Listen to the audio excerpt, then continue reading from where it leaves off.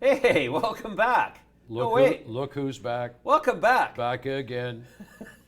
James is back. Back. That's what water doing on the table. Jesus Christ, we're not supposed to have that up here. Hey, what's this doing on the table? Bam. Let's take this to a new level of I need a new violence, shall we? computer. Yeah, let's take it to. That is a new computer. Anyways, brand new. You're back. I'm back. James is back. Ed's back on his side of the table. Back where. This is my back. Welcome and, back. We have some really interesting shite going on here today. Dan McDermitt is here from the Chart Guys. You might know him more fondly as Charting Man Dan, and he's going to give us a little discourse on how he does what he does and the technicality behind the technical analysis. Then we're going to have Danny Moses. If you don't recognize that name, he was portrayed in the movie The Big Short, and he was the partner in, he's one of the most recognized traders on Wall Street for sure. And he's been investing in Merida Capital Partners in the cannabis space. He's got some interesting stuff to say. And then we're going to be joined by our wonderful 4 East Adamo Barbieri, and he's going to tell us about the millennials and how they're causing a shift in the consumption of beer to cannabis, or are they? Anyways, we'll be running through all of those things. But now, right now, let's start off with a conversation about the market. Yeah, let's talk about the market. Let's talk about the market. Let's talk the market, Ed. Now, you obviously were a seller because the S&P dropped to its lowest level in quite some time. I'm not going to put a firm number on that because I don't know what the hell I'm talking about. I think as of Wednesday, 3 days before the month actually ended, they were saying if it closed here, it would have been the worst month, and it may still have been, the worst month since February of 2009.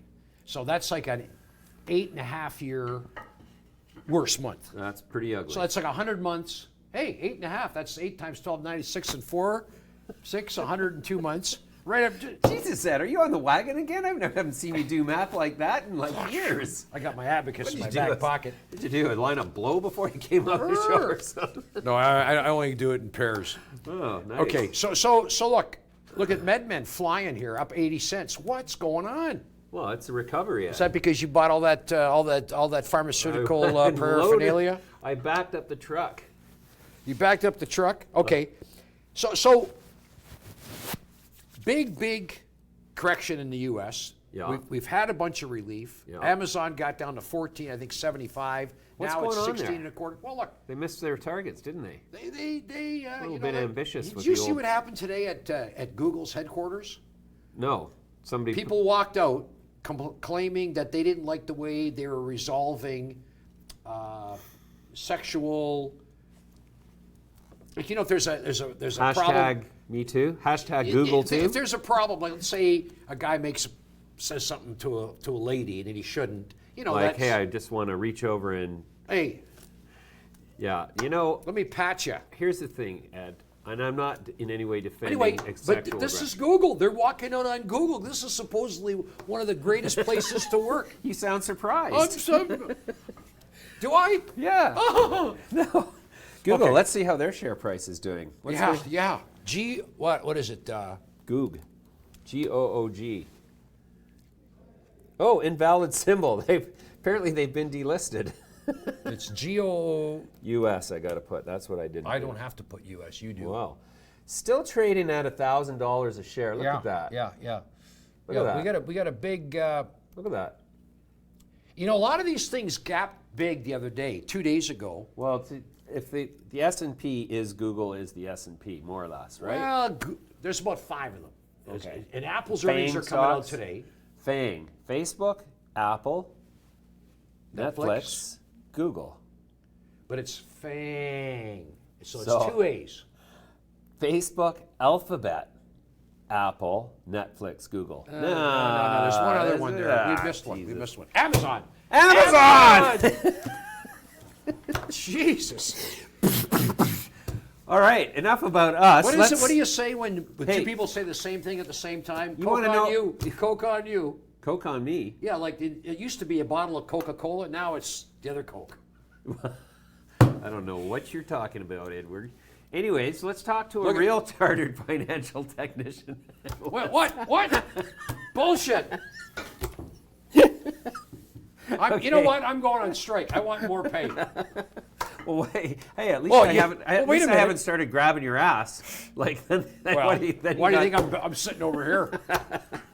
Anyways, we talked to Dan McDermitt from the chart guys earlier, and here's what he had to say. Hey, welcome back. My next guest goes by the name Charting Man Dan. He's Dan McDermitt, one of the guys from the chart guys. Dan, welcome to our show. Thanks for having me, James. Glad to be here.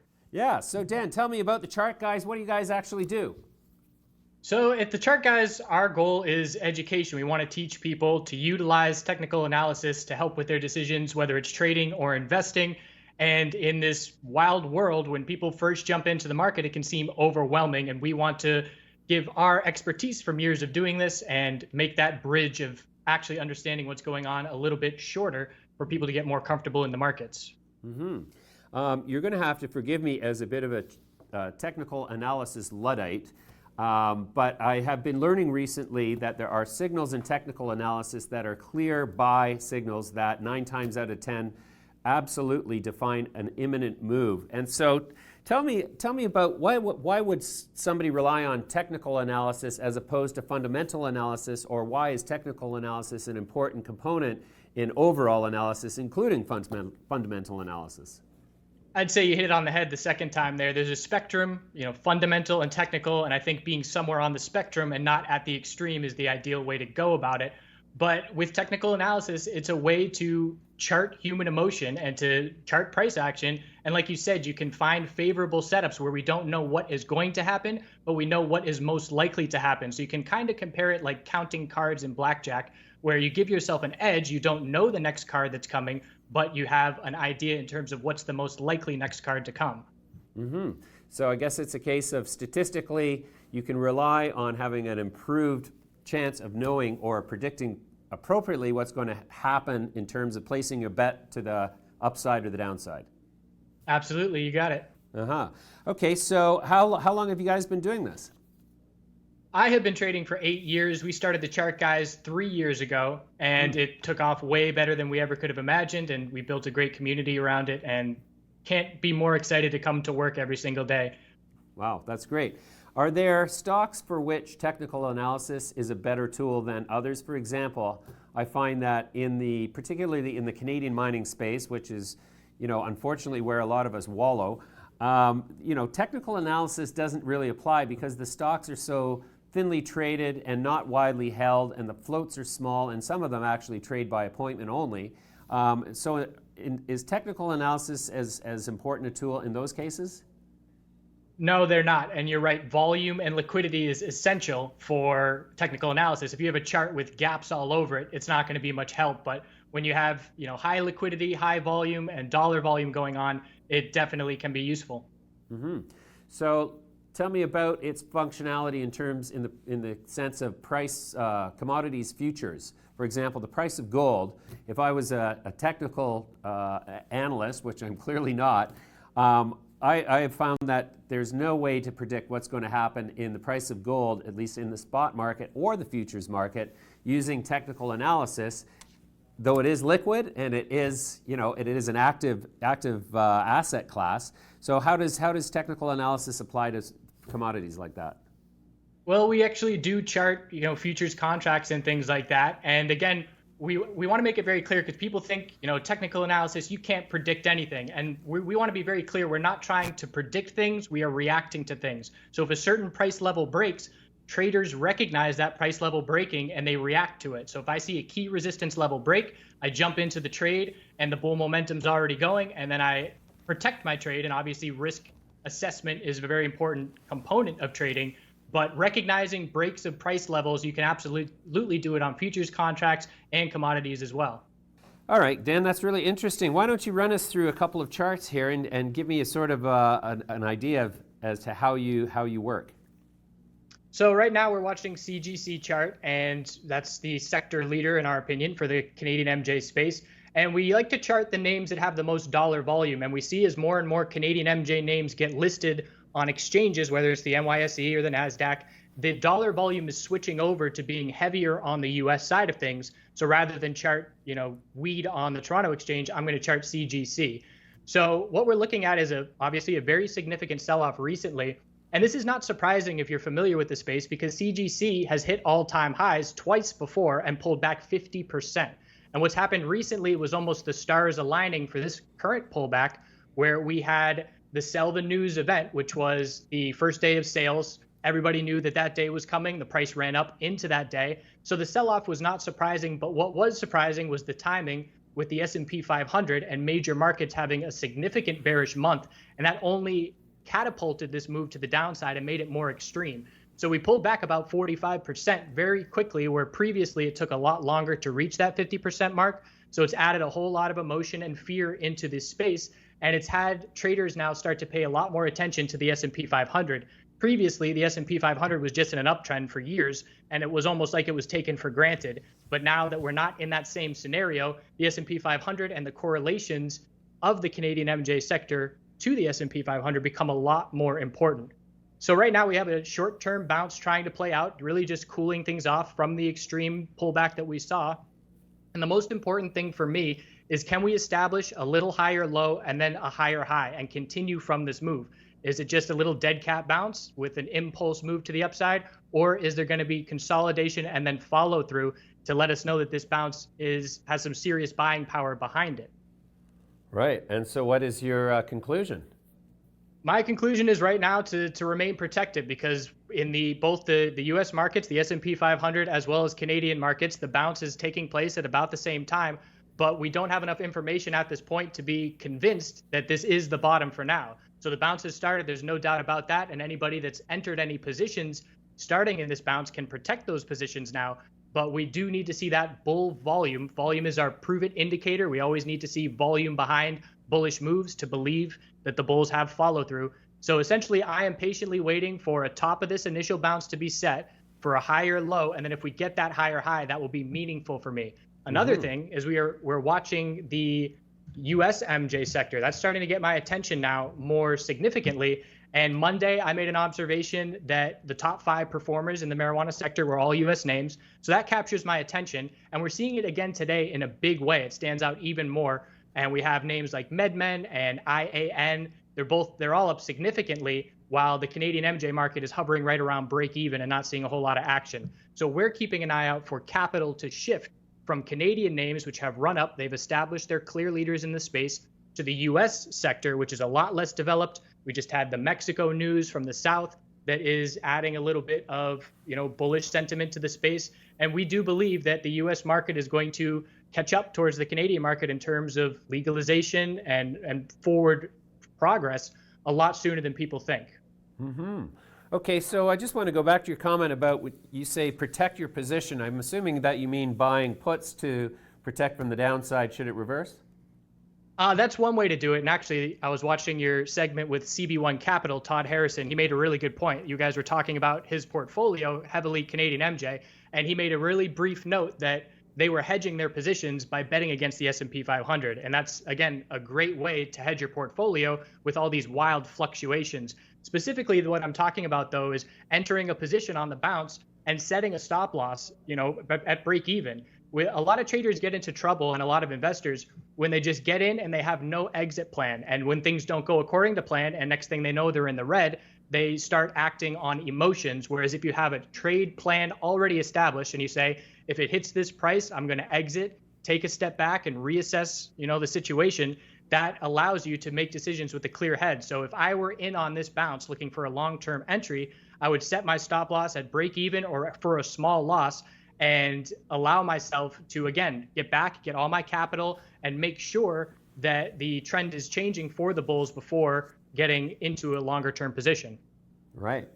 Okay, so I'm seeing here that you pulled up MedMen, and MedMen has had a rough go from the outset due to some, let's call it, capital structure issues and governance issues.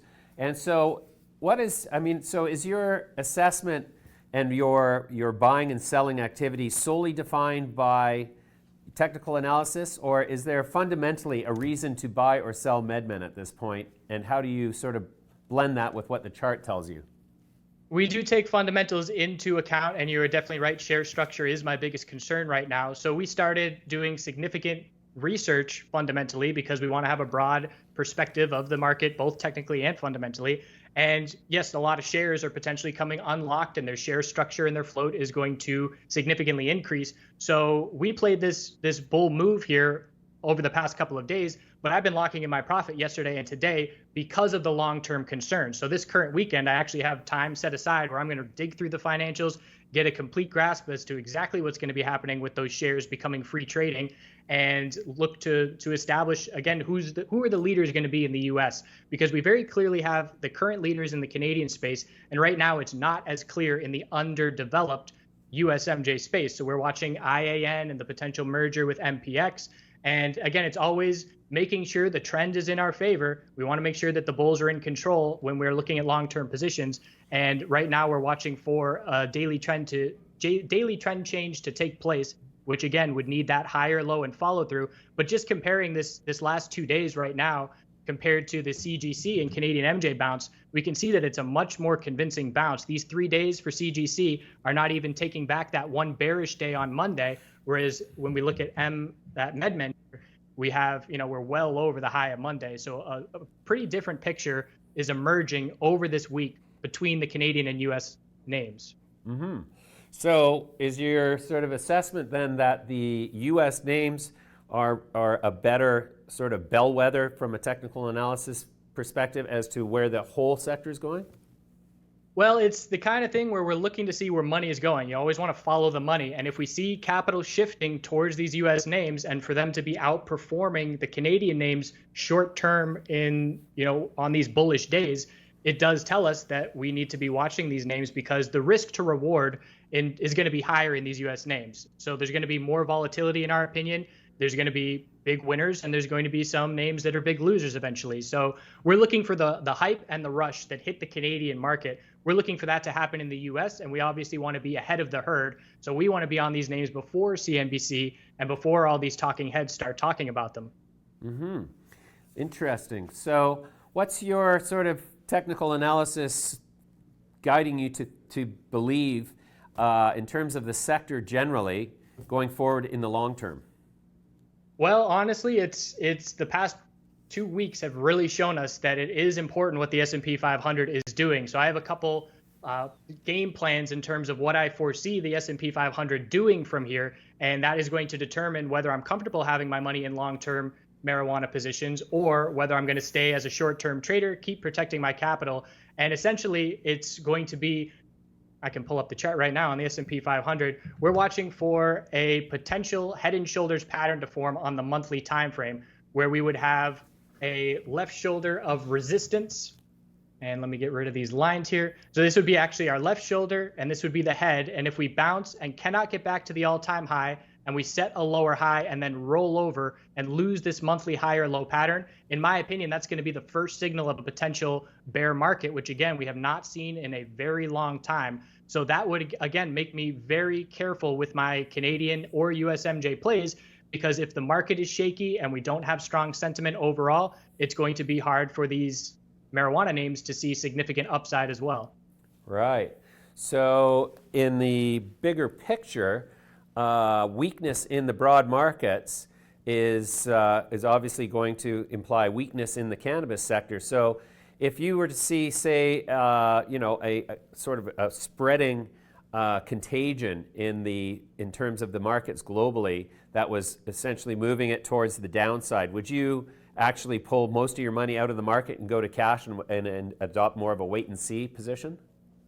Absolutely, and that's what I'm drawn to as a trader more anyways. I'm more of a short-term trader. I'm very comfortable being all cash. I like not having to think about the market once the bell rings at the end of the day. So I'm drawn to that, just as my nature. But I would absolutely be more comfortable with the set it and forget it mindset in this sector if the market stays healthy and if this monthly uptrend remains intact. Right. Okay, Dan, I really appreciate the insight here. It's very informative, and I'm hoping that we can have you back on soon. Thank you very much for your participation today. I appreciate it. Would love to come back anytime. All right. Boy, he's a smart fucker, eh? Well, technical analysts, generally are a pretty bright lot. Yeah, articulate and charming, debonair, wise, wise beyond his years. You know, I find it, the couple things he said there that I really think that resonated with you? Resonated with me and should resonate with investors. The first thing he says is that we're not trying to predict the market. We're reacting to it. And that's a good point. That's what we're always doing. Well, I think I've shifted to the technical side for that reason. Well, and now maybe you're starting to see the light. People react in different ways. You break out in predictions. I break out in handcuffs. Yeah. You know, it's like... Yeah, I break out of prison. I break out of prison. But the other thing that he said I thought was really interesting is that investors go into these things and they don't have a plan to sell. They just buy it. And, you know, they're just like, well, it's going to go up. As long as it's going up, I'll hang on to it. As soon as it goes down, starts going down, they go, oh, shit, it's going down. You should have a trailing stop loss. If you've got a position and it's going up and up and up, 20% below market. If it keeps going, just keep moving up your stop loss. Because if it breaks that 20%, that's usually when it gets a little dicey. 20% declines are not. I just twisted up a little pinner. I was just practicing. You bogarting that joint? I would be if the Ontario Cannabis Store had ever sent me my marijuana. Did you ever get it? Did you ever get it? No. It's like that was October 17th. I ordered like 2 pounds of weed in different configurations through a bunch of aliases, and is my marijuana arrived yet? No, there's no sign of the marijuana. So what the hell am I going to do? Well, you know what? Like, it's insanity. The two ladies that were here yesterday, Allison and Jeanette, who are now you had ladies on the show. Whew. You had ladies on the show. Jeez. Did they know what they were getting themselves into? And did they emerge unscathed? We all held hands and we had a little energy. I haven't checked Twitter yet. Have you got a if they stopped, they said, take us off your mailing list. Then they called you this morning and said that guy. Anyway, that's right. Anyways. No, so they said they both put orders in, and one of them got their goods within 2 or 3 days. The other one was a few days later. But they also tested. What do you? I haven't got mine. I know. Well, here's the thing. I was away for 10 days in the southern USA. Yeah. And maybe they tried to deliver it while I was not home. And I think that they don't just leave it in the door or stick it through the mail slot. I think you have to sign for it. So we're going to going to cut them some slack here, and we're going to assume that I wasn't home when they tried to deliver. But I still don't have my weed. Is MedMen a U.S. deal? Yeah, MedMen's in stores in New York. Yeah. So is Dan's? I was in a MedMen store. Is Dan's contention that the U.S. deals are getting more action? Well, Dan said that I think yesterday he said that the five top performers in the cannabis sector were all U.S. deals. Yes. Yeah. Now as cannabis becomes more mainstream, and it's am I putting words in your mouth? Words in my mouth. If it's what am I going to say next, Ed? Is the more it moves towards deprohibition, the more comfortable. So big investors are sitting on the sidelines and saying, we're not putting money into this because it constitutes a risk because it's federally legal. Well, now you got Canopy announcing the takeover of a U.S.-based company, EBU, that's actually selling cannabis in the form of CBDs and THC products. So that removes a big question mark. If a New York Stock Exchange listed company is now making an acquisition of a company or do they feel they can do it because they are listed on the New York Stock Exchange? Does that give them... Like they've got the biggest swinging dick in the room, so now they can do it and I think tomorrow... Is it tomorrow that Afria is going to be listed on the... Afria is going to start trading on the NYSE. Though I'm not entirely sure that's just not a promotional tactic. No, I'm pretty sure... Just kidding. Yeah. No, but some people are a little bit more liberal with the forward-looking statements than others. Soft. Ed, have you heard of Spirit Leaf? Let me just put my glasses on here. Which should I put on? The real thick lenses, or should I go with the... Wait a minute. It's bold, it's Helvetica, and there's no serifs to deal with. Can I just chew? What do I just chew this? No, Ed. You stuff it with marijuana, roll it up, and smoke it. Preferably after a show, but in your case, look at this, a magnet. I know, even papers are going upscale. So, like, for instance, if I had a compass here, could I put the magnet here and it would point north? Probably that's a good conclusion, Ed. Here you go. Anyways, I wanted to talk about a couple of the large cap Let's do that. cannabis companies that have just started trading. Like, I'm really interested CURA. in CURA. So CURA comes out of the chute, does their IPO financing at $11.40 a share, comes out of the chute, $11.45. drops down to what price per share? $7.10. The $7.10. first day. Boy. And Yeah, now, right now, I it's trading at $10.12 a share. Let's put this up. You want a chart? Have a little chart there, Eddie? Advanced charting. Here we go. Yeah. Yeah. I like to. Whoa. Okay, that's what's that? That's the S&P 500. That's me here. Just let me. Here, I'll take it from here. You chart out, Ed. You chart right out. Okay. CURA hyphen CN. Well, you're not going to get much of a chart if it's the second day of trading. Hey, soft. I'll put up a 5-day chart. How about that? Well, 5 day, you're only going to get 2 days. No, we're going to get 4. Here we go. So here. Whoa. Okay, actually, that's not entirely right. Yeah? No, because it opened at 1080 that day. I was watching it very carefully. It opened at 1080, okay, and it dropped to 710. Okay. First day. Intraday. And it closed around 1040, and the next day, and I bought some thinking, how much lower can they take it? So what day did it start trading? It started trading. Today is the 4th day of trading, so it started Monday.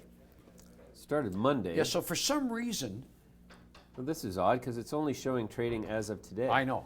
That's not right. You know what? They probably didn't pick it up. Huh. It's too bad. Yeah. Saves them from getting thrown under the bus today. Anyways, so the valuation of the company, though. Well, you know what it is? Here's another example of most of the paper is restricted. Okay.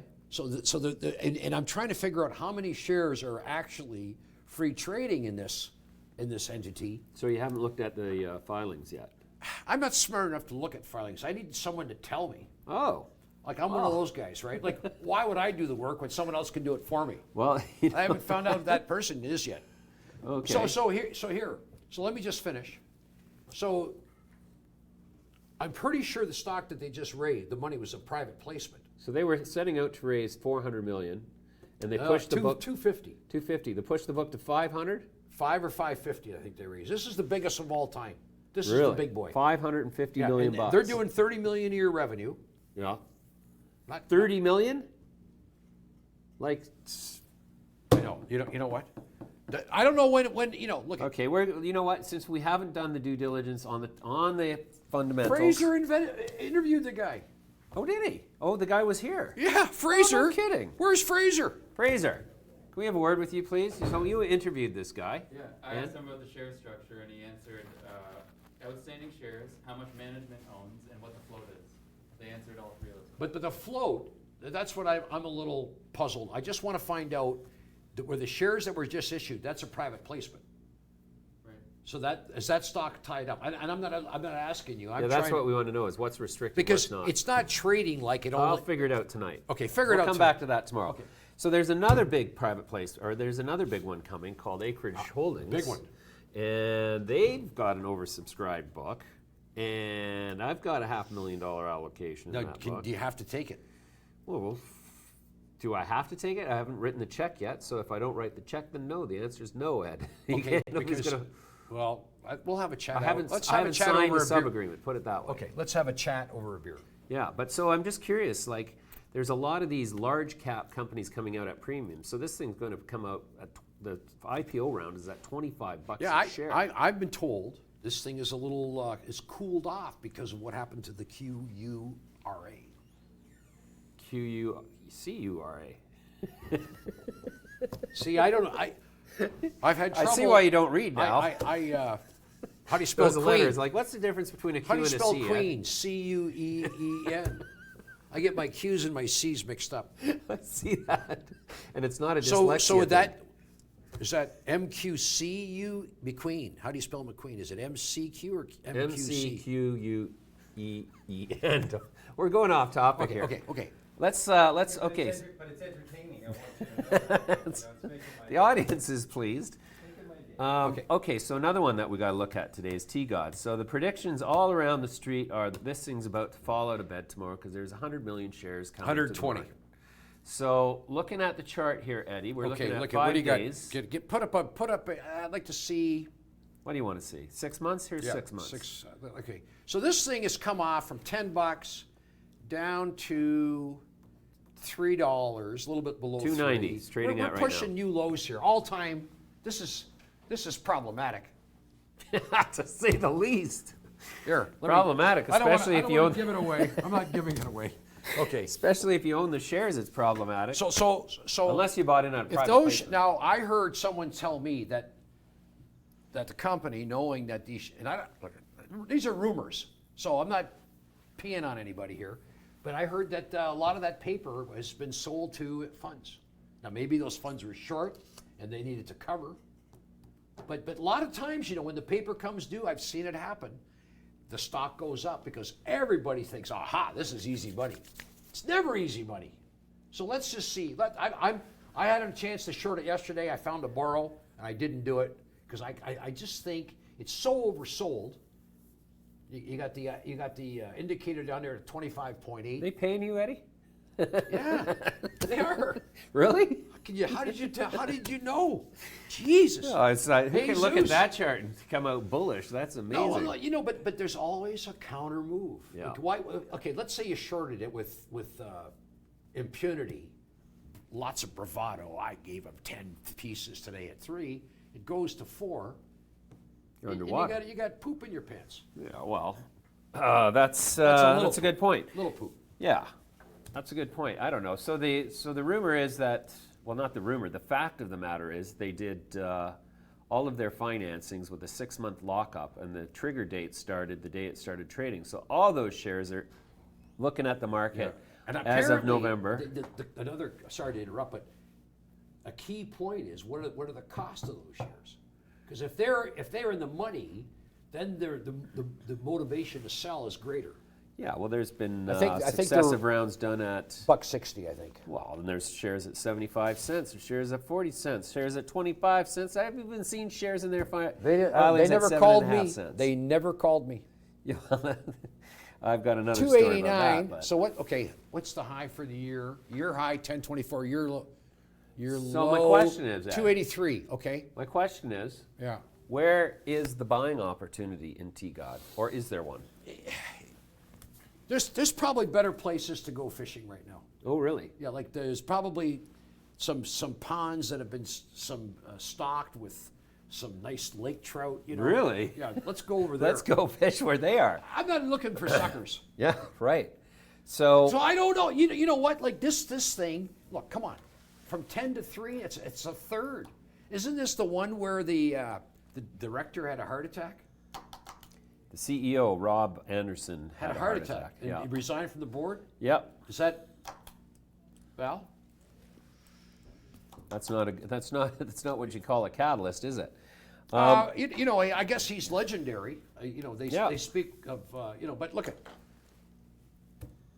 So what do you think, though? Is there a buying opportunity coming up here next week? You know what? Or is this If just one to stay away from? if I had extra money, You had a rocket launcher? You know what? Some son of a bitch would pay? It looks like shit. Every time it looks like shit, Now you're talking. it's time to buy. Really? So this looks like shit. Look, You say buy. look at how it looked here. Yeah. Looked like a champion of the highest order. Yeah. Campeón del mundo. Yeah. Lots of big buying. And down there. now, look at this. Look at this. Now we want to What start. is the sound the balloon makes when you let me? All right. So you don't like that one. I think we got to go to California. All right, we're going to take a look at a couple of our clients now just to see how they're doing. Backstage Play. Now, this one is these are the guys who build online gaming for fan bases of people who want to have better engagement with their fans. Stocks come off quite a bit since they got started here at 10 cents now. So I'm wondering if there's a buying opportunity here coming up. We're going to wait for some financials on them. Let's take a look at our good friends over at Canopy Rivers and see how they've been faring in this ugly market. Whoa, what's going on here? Well, that's too big a window. Whoops. Whoops. What is going on here? There we go. So Canopy Rivers also taking it on the chin. The chin? The chin. Well, that's taking it on the chin, Ed. 422, 412 a share right now. 422 a share right now. So as the sector goes, so goes Canopy Rivers, obviously, because they are exposed to the sector in their holdings. So I guess they've been a bit of the victims of the softness. Now, the interesting thing that Dan McDermitt was saying earlier too, which is a valid point, that we've had some reason to feel that doesn't matter what the other markets are doing. The cannabis market is in its own space, but we saw that with the major sell-off in the S&P and the FANG group, what happened? That's catalyzed a sell-off in the cannabis. I mean, that could have been. It could be somewhat coincidental, but I think there's some element of I think the market was so bad in the U.S. in October. Right. Yeah, it had to have an impact. And look at CURA was supposed to be hotter than hell. Yeah. And the thing, I mean, when was the last time you saw something get done at 11:45? GMP, Canaccord, their names are over this, and the thing got done to 7:10. Australis. No. Curaleaf. Oh, Australis. Australis, same thing. He said, when was the last time I saw that? That's the last time I saw Yeah, it. but Australis, people put the money in low, and then they opened it higher. Right. There's a big difference. Sure. So what's the lesson here for these companies? Is the lesson, do you think, that if you go out to raise 250 and people throw 500 at you, you might want to keep the book at 250 because then you're going to have a market once you go public? I don't think it's in a banker's character to turn down money. Much like a politician. I don't know anybody who would turn down money, Ed. Oh, yeah, there's a few. Really? I think, like Mother Teresa. Mother Teresa. Yeah. Bless her soul. Bless her soul. Yes. Mother Teresa would turn down money. She wouldn't turn it down. She'd take the check too and just give it to the poor people. Well, she'd be she'd pass it through. Yeah. Like our government officials, they pass it through too, but they take off 80% for their own. Well, say here's 20. That's right. Yeah. Look, there's us watching them watching us. Now, where the hell did my? I'm looking for my Firefox because I want to take a look at the cannabis complex here. Now, looking at the large cap here, so we got the large caps off, down 0.65%, but the rest of the market staging a pretty convincing and not unsubstantial rally. And arguably, this is the second day of the rally. Let's go to the index page here and look at our biggest stocks. So Canopy Growth's off 4 cents today, but it's been up. It's been up. I should sell that actually. I bought it at the low, but it could go a lot higher. When you say the low, today you bought it at the low, or? No, a couple days ago I bought it at 42. So off to the races. Pull up your charts, Eddie. Let's see if we can pull up weed on there. All right, let's put CGC. up weed. Pull up CGC. In the U.S.? Yes. All right. Well, you can do that. Yeah. CGC. Okay. Now looking at Ed's Ed's chart now. Oh, there we go. Look at that. Boys are on the ball in there. Okay. So we got a 5-day chart. I'm gonna go to a 1 month. See, the 1 month chart, I gotta be honest with you. No, I'm gonna lie. Hell with it. What do you see? Well, you know what? I mean, look, we had this terrible candle here. This is the candle which corresponds to the action on Monday, right, which was in the day the market bottomed. Right. And then we've got, up, and then we got this candle here. This candle is not a very good candle. However, things can change very quickly. Sure. I want to see if that S&P backs off and fills that gap, that the S&P chart, and if that fills, then everything's going to roll over a bit and then rally again. So I think in the short run, it's going to be choppy, which I'd like to see. I think it would be healthier. Right. Okay, so now take a look at Aurora, ACB in the U.S. It doesn't. The chart isn't long enough in the U.S. It's not. And I'm going to put it up in Canada, which is the same thing. CN.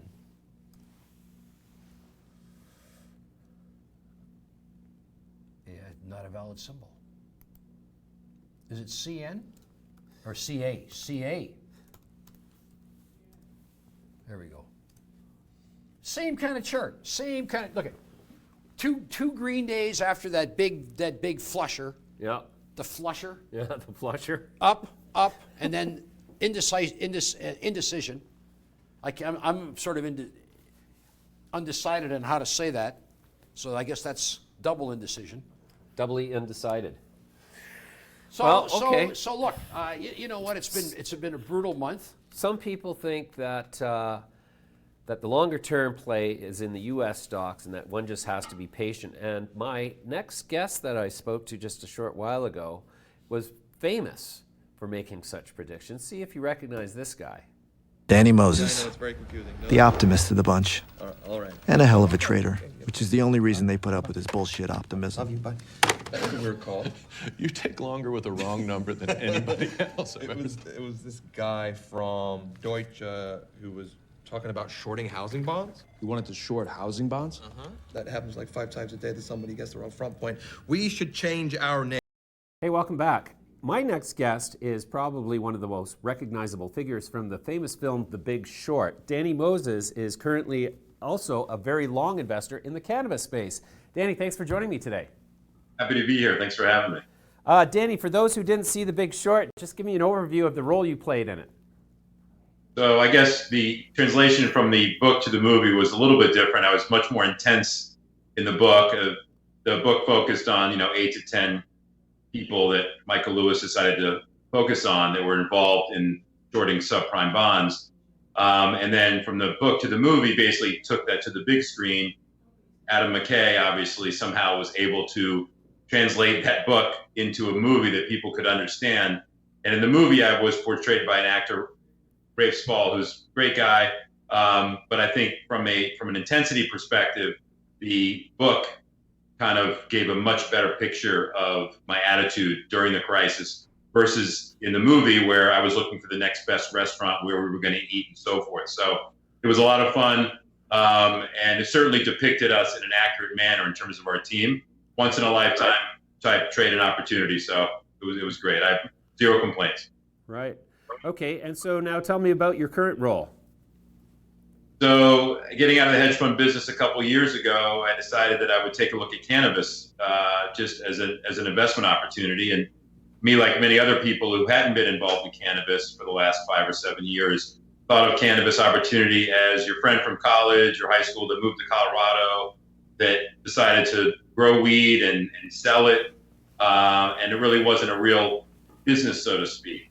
And after I got over the kind of the stigma and obviously that ignorance that I had about the space, I started to realize that there's a lot of business opportunity here.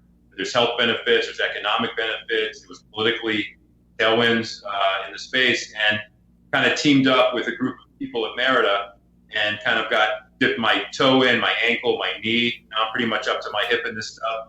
And so I found it to be an exciting, emerging space, and I don't think I've ever seen an opportunity like this from an investment perspective in my life. There's still a lot of hair on it, obviously. Still not federally legal. We all know that. I won't go over that on this show, obviously. But it's pretty exciting, and I've met a lot of interesting people along the way, people that have been working on it for more than 5 years, 10 years in some cases, and I think it's just incredible to watch the transformation. Mm-hmm. Interesting. So is Merida invested in primarily U.S. cannabis opportunities or Canadian and U.S. opportunities? Mostly U.S. and mostly the ancillary stuff. So the packaging, the audit stuff, the compliance tools. It's a wide ranging. And now they have, they weren't touching the plant initially, and now they're touching the plant in various ways. Have a piece of a license in New York and other states as well. And there was just no way to kind of avoid it over a period of time. But what's really interesting about Merida is most of the investments in the portfolio, they have 2 different funds, are private. Some are actually public. And most of the public equities, at least until recently, are really private companies trading in a public vehicle that are either trading on the bulletin board or CSC or something of that era. And they don't have access to traditional capital. So companies like Merida have been able to supply that, and they're getting great terms for doing it as if the companies were actually private. But Mitch, who runs Merida, has a great way of kind of blending his entire portfolio together. So he'll cross-sell a lab testing company to a packager or to a grower. So there's a lot of beneficial interest within the portfolio, and watching that happen in real time is really interesting. Sure, I bet. It's interesting that people seem to perceive the investment opportunity as more or less solely Canadian because of the federal prohibition in the United States, but you're telling me that as a hedge fund, I take it you're based in New York? Well, I've worked with a fund that's in New York. I'm based in Westport, Connecticut. So, Okay. And I'm not running a hedge fund, but I do have personal investments, obviously, in Merida and other companies in the space. Okay, so Yeah. how does the federal prohibition against marijuana in the United States affect what you can invest in, where you can invest, and the risk as a result of federal prohibition? What's interesting, obviously, the biggest hurdle is the lack of access to the banking system. So obviously, everyone knows that the FDIC can't back a bank that's dealing in a federally prohibited substance. So because marijuana is a Schedule I drug, that obviously falls into that category. Therein lies the opportunity. If you're comfortable enough to make an investment in a company, and you're lending them, not just buying their stock, but you're actually lending them money in the private markets, you're going to get great terms because the access to capital is not there. So because it's federally banned, you're obviously taking a risk, both from your money and your reputation. But I think you get to a comfort level once you realize these are real companies with real revenues. Now, maybe some of the revenues are coming in the form of cash back from some of their customers. That's just an ongoing issue that should be resolved. But just imagine, even if you get the state protection laws coming in at some point, which Cory Gardner had proposed, the senator from Colorado, you would allow the banking system. Because right now it's credit unions and state chartered banks that are pretty much providing the capital, and or private companies or individuals like myself. Imagine if that were to change just from a cost of capital perspective, what would happen to these companies' valuations? If you were actually able to, if banks could lend money in a traditional manner to these companies, what would happen to the present value of these companies? So I think the risk is worth the reward, or the reward is worth the risk, I should say, in these companies right now. But that being said, you got to be very selective. You have to really understand these companies. You got to read their 10Qs and 10Ks when you get them, talk to the managements, look at the corporate governance and so forth. So it's not just as easy as investing in cannabis and ignoring the federal laws. It's more of like, are these real companies with real revenues, real boards, real corporate governance to get you level of comfort to go in and invest. So I've invested in public Canadian equities, public U.S. companies, private U.S. companies. So pretty much run the gamut. And what's really interesting is in the last even 4 to 6 weeks, seeing a ton of deals in the technology space. People that are leaving the traditional Silicon Valley startups and coming into cannabis with that brain power and applying technology to the space. And that's really interesting to see, because those are going to be higher multiple type companies because they don't really touch the plant at all. They cater to the industry. So a lot of moving parts here, but the irony is that the federal government ban is actually allowing, I think, kind of last influx of resources and capital to come into the space before it does make it mainstream. And I'm confident, whether it's this midterm election that's coming up, that'll obviously be somewhat of a tailwind, or something in the future, that the only way is to become legal in some form or fashion. So I'm pretty comfortable with that. Sure. So what, from where you sit in the U.S., is the timeline to federal deprohibition in the U.S.? It could come. We'll see what happens with the House and with the Senate. But barring those things, you have the Farm Bill coming, hopefully the first week in December. And if it gets extended, maybe it'll be early spring. So maybe it does not get done in a lame duck session. But it doesn't have to be a legalization. It can be a descheduling, as you know. It could be, I think, if you just get state protection laws coming in and protecting the economics of cannabis in those various states that have it, the 30 states that have some form of medical or rec or so forth, you will basically solve the issue, or that'll be a green light, so to speak. So it's going to be a work in progress. I don't think there's one answer or one particular bill that will solve it, but I think we should get a pretty good feel in the next kind of 6 weeks, both with the midterm elections, a lot of states, obviously a lot of ballot measures that are going forward, and then with the farming bill, which basically will legalize hemp and hemp-based CBD, which is an area that I'm very, very focused on, and so is Merida. So it's America. So a lot of exciting things will develop. I just don't see the genie going back in the bottle in this case. There's just too much money at stake now. We've seen the budget deficit. We've seen the estimates on a national basis, at least in the U.S. We're already seeing benefits locally where cannabis has been legalized and what it's doing for schools and budgets. And obviously, large U.S. companies like Constellation Brands and Molson and these guys are investing in this product for a reason. And that's because they're seeing the markets where alcohol is being cannibalized, so to speak, by cannabis. They realize that there's a future here and they need to play offense, defense. And so dollars being poured in, you don't put $5 billion, $4.5 billion into a company if you're Constellation without a thorough, thoughtful plan. So those things, the horse has left the barn. And I've said this before, I think we're in the third inning. And whether it's some bill that passes, I don't see a fourth, fifth, sixth, or seventh inning. I think we go straight to the eighth inning here in terms of capital, a wall of capital that people are just looking for an excuse. So. Yeah, that's interesting. So there was a full-page ad taken out in the Wall Street Journal by a gentleman who was imploring the President of the United States to please deprohibit cannabis federally because he felt that the opportunity economically was being lost to the Canadian investment universe. How would you categorize that? Well, I think that's obviously the state of California alone is as big as Canada, if not bigger than Canada, obviously. So that goes without saying that there's a huge opportunity. I don't think yet that the U.S. is losing out. People aren't going up to Canada to get cannabis and bring it back. So I think it's more about what is the opportunity in front of us. And I totally agree. I don't think Trump really understands much, but maybe he can understand that 93% of Americans, approve medically legalized cannabis, and 63 to 65% and growing every day approve recreational for adult use. And so, like I said, I think it's a palatable, I think it checks a lot of boxes economically, from a health perspective, politically. And so, yes, the answer is U.S. should seize the moment. And, there's other countries that are obviously way ahead of the U.S. and we should be ahead of the pack. And the fact that Germany has built health laws that reimburse people for using cannabis, same in Canada you're seeing. So the whole formation of capital around that, the whole structure, is a positive, and the U.S. should pay attention and replicate it. And like I said before, the horse has left the barn, and it's just a matter of time. So the sooner the better, and the sooner that the government acknowledges it, so that the National Institute of Health can actually give money to research. We are seeing obviously medical benefits occurring. You don't just approve a drug, Epidiolex like that. Think about it. It works in epilepsy.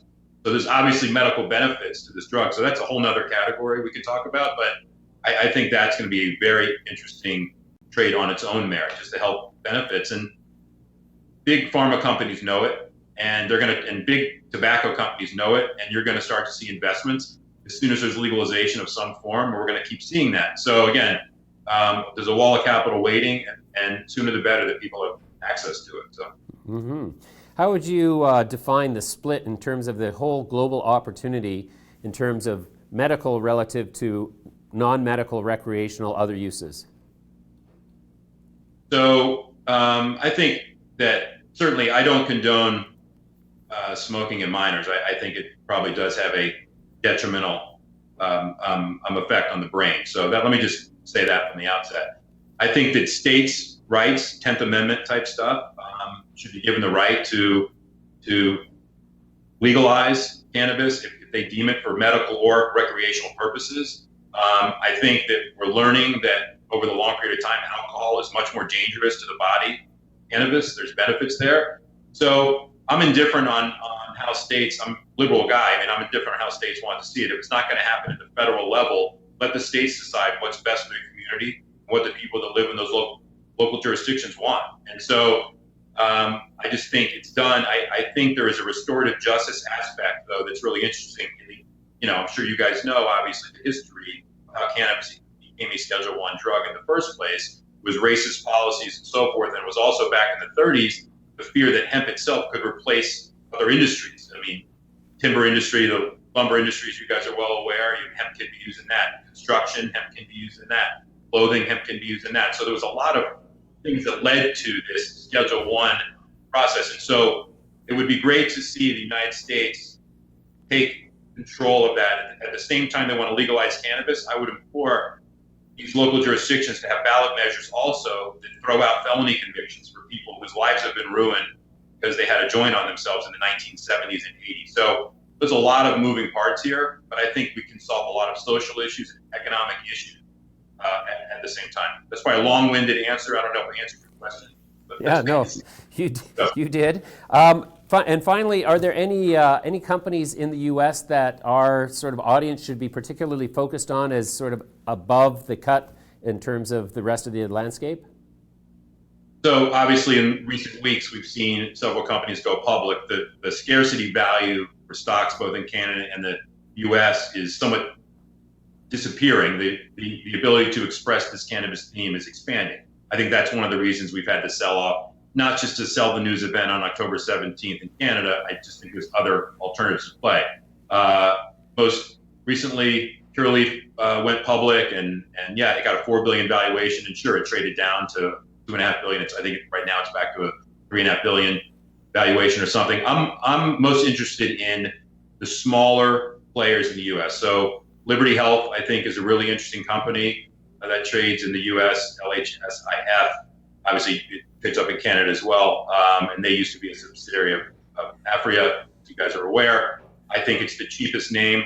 MPX, which is currently being processed to be acquired by Ianthus, that combined entity on a multiple basis is so Liberty, and the combination of Ianthus and MPX are much cheaper than what I'm seeing right now, both in U.S. and in Canada.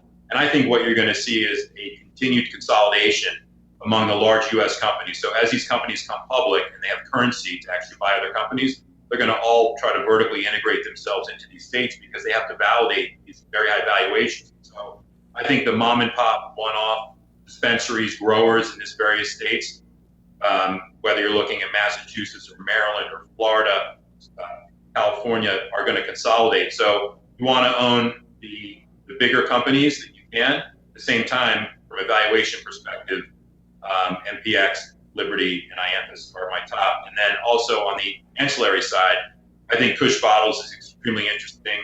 About a $400 million company. They do packaging. They now do gas delivery for extraction, and they are literally in the middle of everything. They do everything but touch the plant. And it's a $400 million company that trades OTC, and I think it's very interesting. That's KSH. Sorry, now it's known as Kush Co.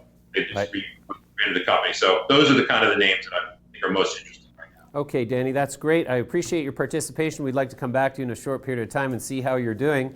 Thank you for joining us today. Thank you for having me. Well, How? He seems to be quite bullish on the whole sector. So there's another thing that investors need to keep in mind. I mean, judging by our audience in the YouTube chat, I think we're mostly traders, not really investors in terms of buy and hold. You think so? Yeah, I think so. So if you're a trader, volatility is your friend, and that's where you make money. If you're a buy and holder, who else is your friend? who's that? Your trend. The trend? The trend is your friend. The trend is your friend. Yeah. Well, until it's not. So you got two friends. That's true. Until it's not. Until it's not. Then but then if the trend changes, change your friends. Change your friends. Okay, Ed, that's a good one. Yeah. So now let me ask you this, Ed. Of all of the companies, Meet my friend, Trend. Excuse me. Look at Tilray. Ooh, flying. $98. You could have bought that for $88 yesterday. Or you could have bought it for $2.95. You could have bought it for $2.95. What did those guys who lent the money put it in at? See, that's the smart way. It's a convertible debenture, right? At $150 a share is the convert. That thing will never trade at $150 again. You know why? Because all that stock's starting to come out now in November. Hello, coffee shop. No more free ticky. Whoops. Anyways. Okay. You know what? I've been off the air for a while. I'm going to talk like a Russian. I'm going to talk like the French. Shut the fuck up. Or we kill you. Anyways, so let me ask you this, Eddie. Yeah, you know what? This correction today, and I looked at the S&P. Okay, the S&P, it was looking like it was topping out, and it just moved up higher here. You know, we had a little correction today in the marijuana space. Yeah. That may be enough to, the pullback we needed, and yeah. Okay, I'm looking at the. Whoa! Ding ding ding ding ding ding ding ding ding ding ding ding ding. Market's closed. Miller time. Markets are closed. Honorable, a market is closed. Anyway, so the S&P. What are we? What are you thinking about the S&P today, Ed? It reminds me of a story. Yeah. These two old guys are sitting. These are octogenarians, okay? They're sitting on a park bench talking. Yeah. And they hadn't seen each other for a while. He says, Irving. He says, yes, Earl. He says, I got the most amazing hearing aid. It's unbelievable. The guy says, what kind is it? He says, 330. That's a good one, Ed. What kind is it? Did you write that 330. joke? Yeah. Just to keep a little bit of levity in this. Yeah. Keep it all on the serious Some edge. of these guest co-hosts, they don't know the word humor. You taking pot shots at your co-host now, are you? Well, I didn't put it. You didn't pick them? Hey, I'm going to read my contract a little closer in the future. What Just saying. contract? Do you have a contract? What did you make me sign? Did I make you sign something? Yeah. No. You said, if you don't show up tomorrow, I'm going to take your house. And I said, sign here. Oh, okay, boy. Okay. All right. What kind is it? 330.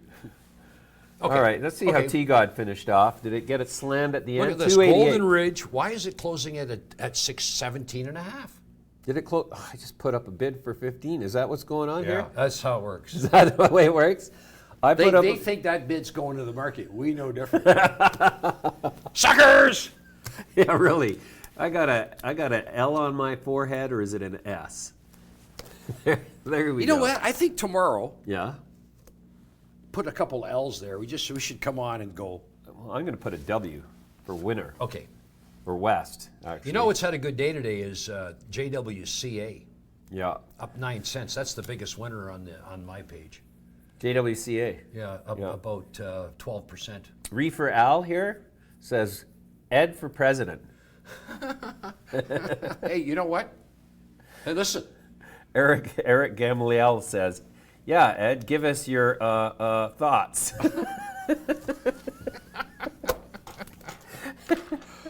Oh, that's a good one. And let's see, what else we got here? Mind Your Wealth with Nika Domi. Juju had some news. Juju had some news? Yes. What was the news, Ed? They repriced their issue. They repriced the financing, did they? Well, I got that sent to me from one of my moles. Uh-huh. You know. Interesting. Well, Yeah. that's...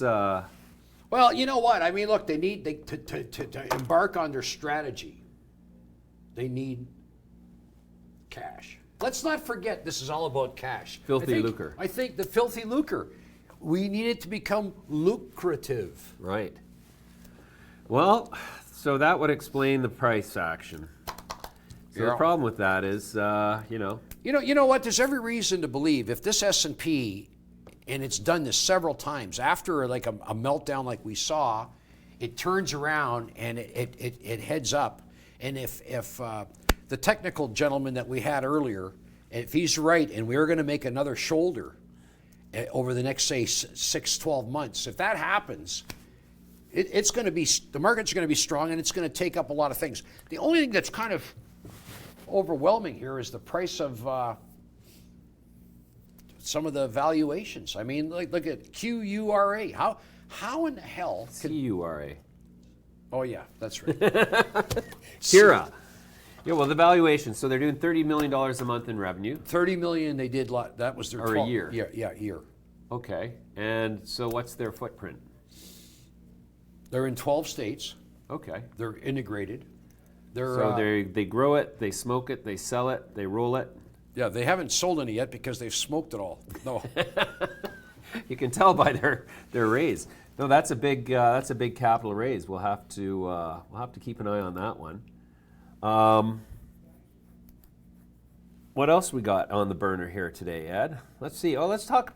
You know, gold, the price of gold. Oh, Now, the here it price comes. of gold Here it comes. jumped $25 today. And I just want to see how many people drop off because I mentioned we've started talking about gold. 219, that's pretty good.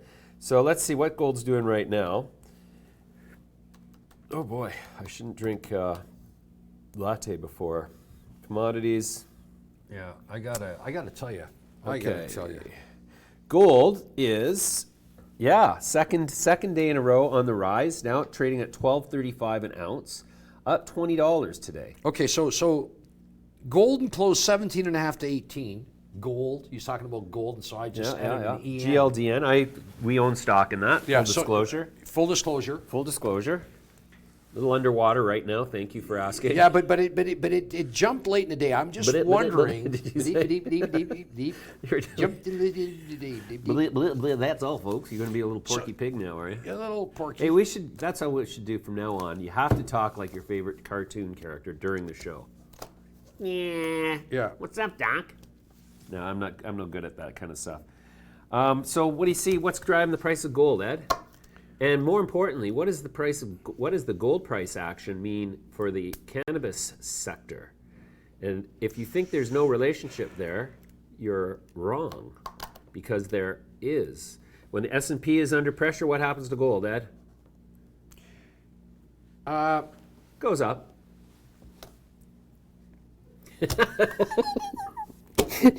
Did you just say? Did you just get that finger out of your ass or something? I hope not. That wasn't quite the response I was looking for. Okay.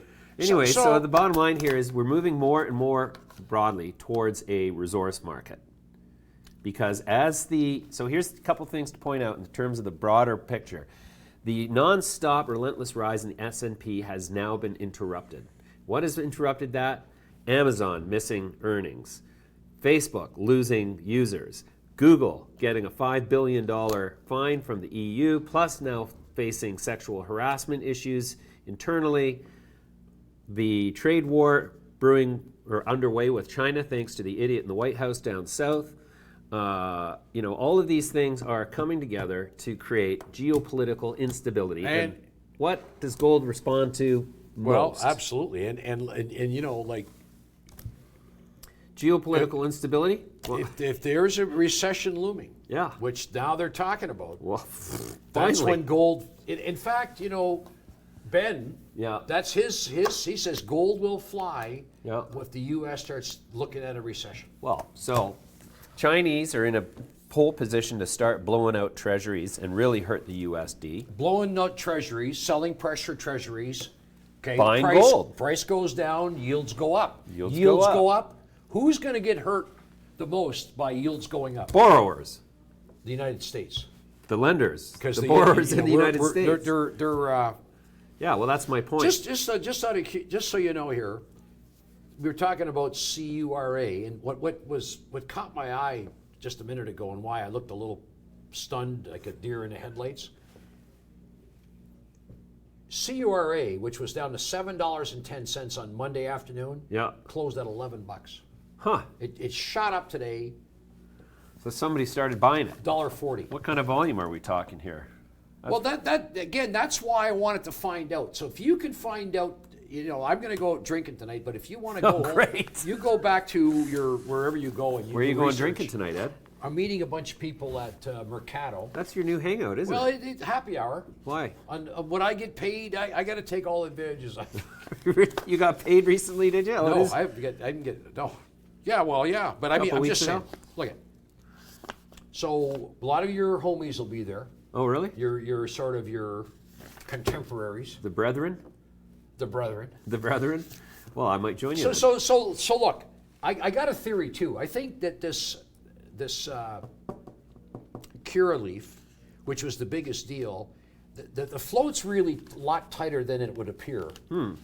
And I think they realized that if they tried to make it look good, they were going to get pissed on. Yeah. So what they did was they sewered it, whoever they are, the proverbial they, the invisible hand. They knocked it down to $7.10 on Monday, and today it's closing the highest.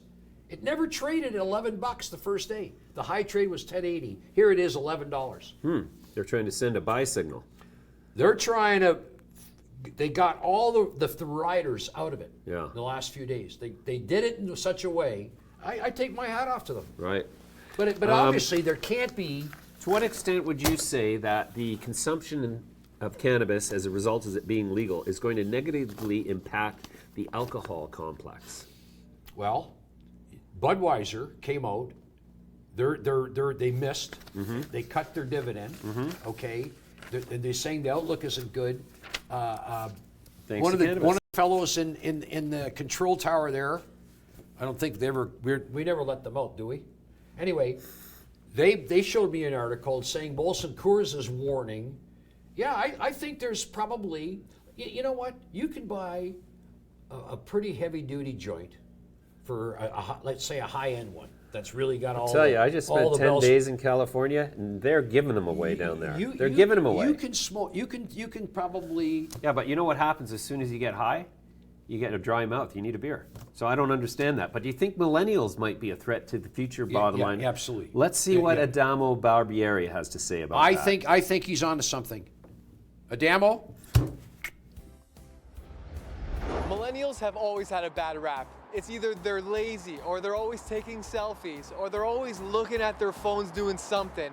Put your phones down. Unless you're watching this right now on your phone, then please continue. But when it comes to the cannabis industry, millennials are the game changer. Studies are showing that millennials prefer smoking cannabis over drinking alcohol. And I want to know why that is. I would prefer weed because it's natural, God's gift. Cannabis, weed, yeah. Why is that? Because the safe amount of alcohol to drink is 0. I'd probably say weed. Why is that? I don't get as much of a hangover afterwards. I know exactly what type of high or low I'm going to be feeling, and I think I'm pretty funny on it too. Are you finding yourself consuming less alcohol though? No, everything's been the same. Yeah. Just a party all around, eh? Yeah, exactly. I don't know, that's actually really hard. I prefer weed more on a daily basis than alcohol, because alcohol, I can't function at all. I prefer weed. Why is that? I just have always preferred it. It's just a nicer, more relaxing, I guess, moment that I have whenever I smoke. It's much better than getting drunk and losing all ability to do really anything. While the generations before millennials preferred to consume a higher volume of alcohol, it seems that the millennial generation is set on making a transition to cannabis, and industry professionals are well aware. Prior generations were more likely to go right to like volume domestic beer, and this generation started drinking wine earlier, started drinking craft beer earlier. You know, you look at the whole craft beer movement. This is led by millennials. And then this whole cocktail mixology culture that's developed. So the interesting thing is they're not drinking, but when they drink those other, call it better products, they're drinking less volume. And now enter cannabis, and I think it's become a very, very popular, accepted form of enjoyment and relaxation. I think it's actually the beginning of a fundamental shift in how people enjoy themselves. And that fundamental shift does not mean people are not going to drink. It's a shift to drinking less but better, and including cannabis in the choices of how they relax. For Midas Letter Live, I'm Adamo Barbieri. You could also put your phone down now. So there you have it, Ed. Your suspicions about the marijuana or the beer and alcohol complex being under threat due to the emerging trends and tastes at the hands of millennials. I think I'd want to be short beer and long cannabis. You know, the microbreweries are cutting in too. There's so many. Do you ever noticed lately there's like 30 choices of beer? Yeah. Well, I stopped drinking microbrews or stopped drinking mainstream brews when I moved to British Columbia. So that's when I fell in love with Okanagan Spring Pale Ale, which was subsequently bought by Molson. So now Moose Jaw, wherever. Moosehead. Moosehead. So this is Moose this Jaw is the part of interesting thing. Moosehead. This is why I think these companies that are, focusing on being small and growing what they call craft cannabis are going to do very well, because that's where the big brands are going to get their continuous supply of value catalysts is by acquiring these smaller but popular craft brands. Food for thought. So sometimes the bigger marijuana companies, especially the intermediate ones that are still shooting for the stars, as opposed to focusing on a smaller craft grow type of scenario. Yes, yes. Those are the ones I wouldn't want to be in. The ones who are trying to be contenders with Canopy and Tilray. That I think is going to be a bit of a mistake. Really? Anyway, so one of our readers, Joseph Lee, I just noticed in the chat on YouTube, made an excellent point. And he said that CURA's valuation is about $4 billion. Where did that comment go? Anyways, and he said, and that's Curaleaf valued at $4 billion, but has less licenses than Ianthus and MPX combined. And as we know, Ianthus and MPX are in the midst of a tie-up. So, you know, it's a good point that he makes that, you know, here's this company with $4 billion in valuation, fewer licenses than Ianthus. And Ianthus, once they do this tie-up. You know, I don't want to piss on anybody's parade, but what I'd like to know about this stock, because it was, like I said, how did they let it get to 710 unless they wanted it to be there so they could shake the tree? Anyway, it's closed at 11, only 45 cents below the issue. Yeah. And that was as of Monday. But I'd like someone to tell me unequivocally how many shares are free trading. Because I think a lot of the, apparently there's one guy that owns 40% of this company. Really? I want you to, again, I'd invite you out for beer, but you know, I'm going to take care of that for you. No. You'll do my drinking for me, But will could you give me your credit card before you leave? No, come on out for a beer, but can you know, you're a sleuth. Get in there, look at those filings. Well, we'll look at them right after the show today, so we're well armed with some actual I want to know because, tomorrow. you know, like, this thing moves like Yeah. there's no paper. No paper. Like, I mean no paper. I mean like 5-10 million shares. Right. Interesting. And so, well, we'll have a chat about that 7:10 tomorrow. on Monday night. Yeah. And here it is, $11. Yeah. And probably tomorrow, through the issue price, and everyone's going to go, eureka. Yeah. Which may change the view of, maybe it's the guys from Acres buying it. Acreage. Green Anyways, Acres. Looking at the Green chart Acres. here on Ianthus. Yeah. So Ianthus in the midst of acquisition of MPX, and we had Hadley Ford in here last week, who explained that his plan was to divest the company of the international assets in Ianthus and keep the U.S. ones. And so Hadley's very focused on making Ianthus a major contender in the U.S. Now, he's going to be in, he's now in over 14 states. Even the mighty Acreage Holdings, which is coming out at $25 a share, is only in 15 states as far as I know. It might be 17 now, but you know, these multi-state players, if we were to stack all them up in a column, that's one of the exercises we're going to go through tomorrow, is we're going to put all of the multi-state players into one table, and we're going to look at each one and valuation relative to licenses and audience and figure out which one is the most undervalued. That's tomorrow's show. Okay. Well, But, I plan on being back. Do you? Yeah. I thought you were going out drinking tonight. Yeah. Good point. Don't forget to come to work, Ed. I'm coming back. Right. Yeah, and you got to think too, like, no matter how you would like to say, you know, it doesn't affect it, but I mean, this CURA sucked another $500 million out of the system. Yeah, yeah. And easily too, because they were commenting at the roadshow. They were kind of shocked at how well this was being looked at. And what do you think about Tilray? Well, Tilray, look at Tilray. You know, it used to be that it used to just, you know, maybe Curaleaf's going to have one of these things. I don't know. You know, I don't want to suggest, but look at it.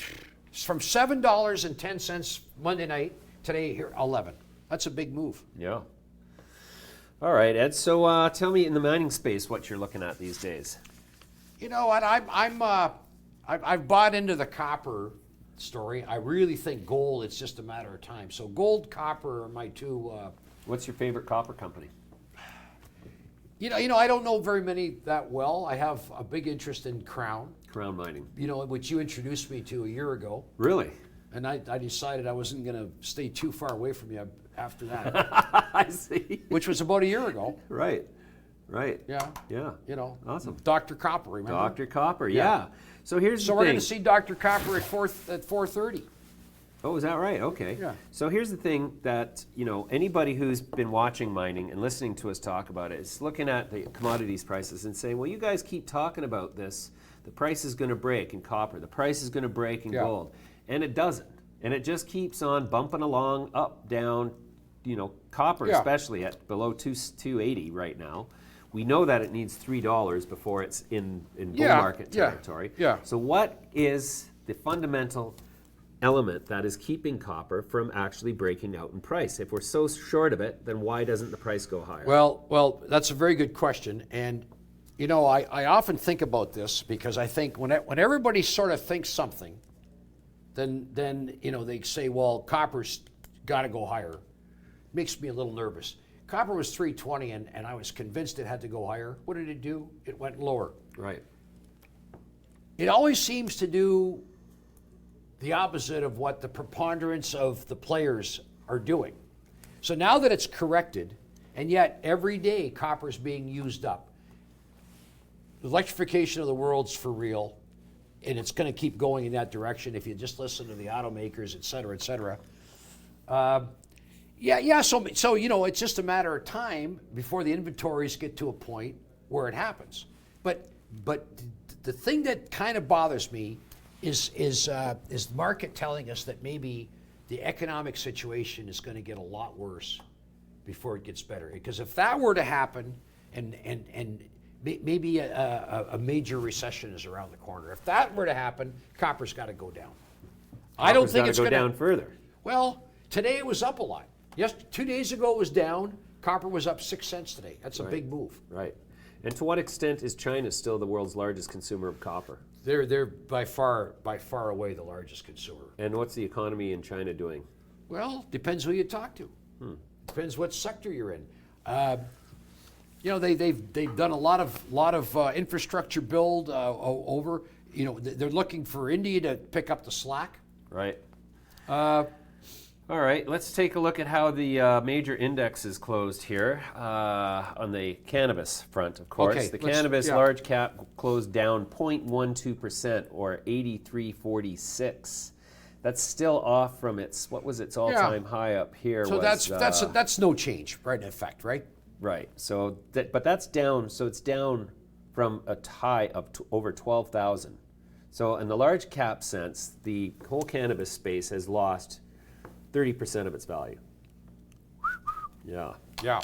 And 40% rather. And again, is it that easy? It did peak the Tuesday before it went legal, around 1 o'clock in the afternoon. So would you call this right here, see where the candles are bouncing? Yeah. Would you call that the support point for... Yeah, you know what, look at this, coincidentally, we had big resistance here, and now we seem to be bouncing off of that. Right. So resistance becomes support. So, in a very, very, and since Monday night, we've been moving up. Even though today, not exactly, it's not green, but it's still not a bad day. Bit of a doji. Yeah. And indecisive. But look. Irresolute. Look at this. That's a monster correction. That is. Deeply oversold here. So being short marijuana stocks right now might be basically swallowing arsenic. Right. So it always looks like shit at the bottom, and yet that's when the best buys occur. And it looks so good at the top, and everybody's slapping their backs buying more when they should be getting rid of their paper. Right. But it's so contrary to our natures. Indeed. So looking at the S&P 500 now, look at that sell-off. Yeah. Now that looks just like the cannabis sell-off. So to what extent do we conclude from this comparison? Well, actually, I think this sell-off started right around the beginning of the month, whereas the cannabis was a few. You know what I'm saying? I think. Okay, so I'm going to put weed up in here. Actually, no. Yeah, I'm going to put weed up in here, and then we're going to go. So there's that sell-off looks exactly like the S&P sell-off. So now if we... Yeah. Well, again, the S&P started selling off beginning of the month. Right. Okay, and so did Canopy. Well, this is the end of the month. Canopy started around the middle of the month. With the legalization of cannabis in It was Canada. it's all I'm saying is there's about a 10-day window. Well, it's sell-off. So, Ed, you didn't buy any marijuana on the first day of legalization then? No, I still had some from before. Did you? Have you been growing any marijuana? Well, there's probably some growing in my backyard from the seeds that I throw back there indiscriminately. Right. I don't think it grows during the winter, though. Not in Canada, anyways. Well, I keep the heat on in the pool. You think they're going to grow in the pool, do you? Like rice patties. Wow. Wheat patties. So, then what is your assessment of the next week in cannabis? Well, you know, I and are you tying it to the S&P? I think there's some correlation. Yeah, I think you know that now that if I've looked at these charts, I'd say so. Although today the S&P was up and the marijuana stocks were flat in the big index. Although we saw some winners. MedMen was a winner. Yeah, up 86 CURA today. was up big. Yeah, still not above the IPO price though. No, but boy, oh boy, I got to tell you, the bankers over at GMP and Canaccord must be sleeping a little better. Yeah. Because, you know, at 7:10, they just said, hey, buy all you want at 11:45. Right. So I wonder what's going on in the market then to cause that sudden bounce back. Like, I really think there's not that many shares out in the true float. And if you could, you know, as we're going to find out, like, why is TGOD not sitting at $10 anymore? Because there's 100 million shares coming out at less than $3. I guess. You know what? There's for sure. It's easier to move a stock with less shares outstanding. Obviously. And I don't know. In either direction. I'm not in either direction. Right. Okay. Let's see. What else did we? Well, Kronos back over 10. You know, the one that I keep waiting to take off and has not yet is JWCA. So JWCA. Yeah. That had a nice day today. You know, down in California, they're changing the rules of cannabis so that you'll be able to grow outdoor. And so in Monterey County, which is where I spent some time in the last few days, the agricultural real estate is starting to be looked at as potentially a huge low-cost source of feedstock for CBDs and THC extracts. And the interesting thing is, all of the companies that are in Latin America, and there's companies in Africa where the whole value proposition is that the cost of the cannabis production is going to be so much lower because the cost of labor is so much lower. But when it comes to cannabis, in California, there's not much labor involved in growing good cannabis. You know, we had a discussion yesterday with Allison and Jeanette. Jeanette's has a big acreage down in Brantford. Oh, right. And they're merging. Right. And so now they're going to have outdoor and 2 indoor facilities. Then they get along great. And it was lots of harmony there. The 3 of us were having a really good time. Really? I'm sure you were. Why you're not surprised? Yeah. So tell me, is it better to grow cannabis outdoors or is there a difference? Is one organic and one not organic? Well, it's just like saying, is rye better than gin? You know, that's not a qualitative assessment. It's not affected by where it grows. If you try to grow marijuana outside in the Northwest Territories, you're not going to get as good a result as if you grew it in Hawaii. But isn't there like some of the best pots grown in BC, for instance, right? Yeah, but indoor. Indoor. Yeah, indoor. In BC bud, the famous BC bud of the late 90s was hydroponic. Exclusively indoor. Outdoor bud in BC can never compete with indoor bud in BC. In California, however, you can grow, I mean, depends, and here's the other thing about cannabis. What determines quality? Is it THC count? Is it flavor? Is it the harshness on your throat? One Is thing, it CBD, THC balance? you know that like Steve Dunn and Crown own a bunch of land in California. Oh, copper and weed. And there's a real no. commodity. Listen, Anyways. Did I reveal something here? Oh, slap me! You trying to make that stock go up, Ed? Yep. Anyways. More about that tomorrow. We're going to go get to the bottom of the Dr. Copper tonight. We're going to find out what's going on with CURA. We're going to dismantle their Did you share say structure. Dr. Pepper? Dr. Pepper tomorrow. We're going to talk to Dr. Pepper. We're going to figure out what's going on with CURA, where all that stock is hiding. We're going to take a look at the Acreage Farms financing underway now. And we're going to look at TGOD and see exactly how many shares there are coming to the market and at what price. All that is for tomorrow. I want to thank you all for watching. Welcome back. Oh no, welcome back me. Thank you. I will see you tomorrow. I'm your